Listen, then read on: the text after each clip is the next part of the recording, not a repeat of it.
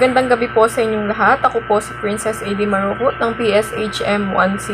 At ipapaliwanag ko po sa inyo yung aming ginawang research nung ako ay grade 11 pa lamang. At ito'y pinamagatang hamon at bisa ng pagpapatupad ng 4Ps sa mga rural at urban komunidad sa Pilipinas. So, ang resulta po ng aming research, ito po yung mga positibong epekto.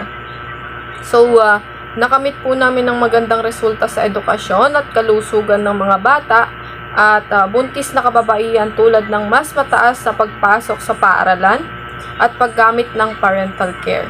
So, ang conclusion naman po namin ay ang 4Ps ay epektibo sa paggamit ng mga tiyak na layunin nito tulad ng pagpapabuti ng akses sa edukasyon at kalusugan. Ngunit hindi ito dapat suriin batay sa kakayahan ng mga pamilyang makaahon sa kahirapan sa maikling panahon dahil hindi ito ang pangunahing layunin ng programa. So, ang aming rekomendasyon naman po ay sa aspeto ng edukasyon at kalusugan, isinasaalang-alang na baguhin ang mga kondisyon ng programa ukol sa pangangalaga sa ina at palakasin ang kaalaman sa pangangalaga sa ina sa pamamagitan ng mga sesyon sa pag-unlad ng pamilya. Yun lamang po at maraming salamat.